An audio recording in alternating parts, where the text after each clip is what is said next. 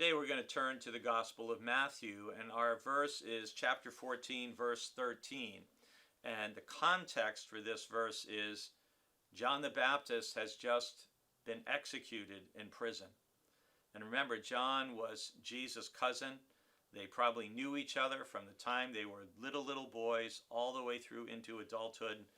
And to hear that his cousin had been executed, had his head cut off, must have been very disturbing for Jesus, both for his love for his cousin, the one who had been his forerunner, and also as a foreshadowing of Jesus' own death.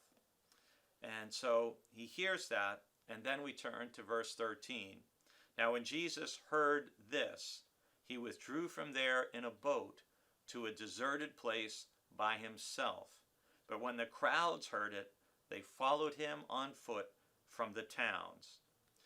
And this is the beginning of the passage that's the story of the feeding of the 5,000 in Matthew's gospel.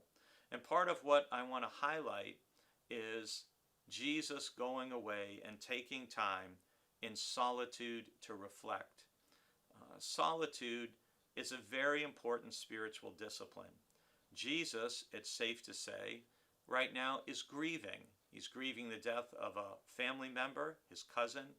He's thinking about what it may mean for him and his own future.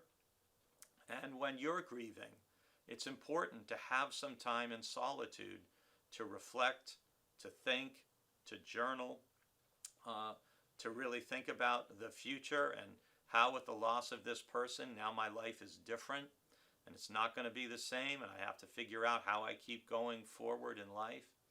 So taking solitude to reflect, not just when we're grieving, but just in the regular rhythm of our life. It's a very important and a very healthy and helpful discipline. And when we read the Gospels and you look at the rhythm of Jesus' life, he moves from solitude to multitude frequently. He takes time alone with God. He takes time alone with God early in the morning. He takes time sometimes alone with God at night, sometimes even spending a whole night on a mountain in prayer. And so whether you're a morning person, whether you're a night person, whether you're a middle of the day person, it's really helpful and important to make sure solitude is a regular part of your life. Now, some of you may be saying, I've got more solitude than I know what to do with. I need some time with people.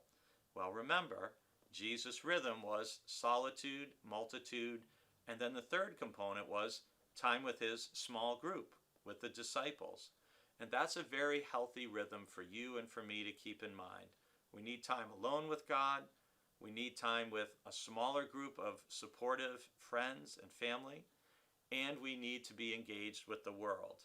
That's part of the rhythm, the healthy rhythm of a follower of Christ.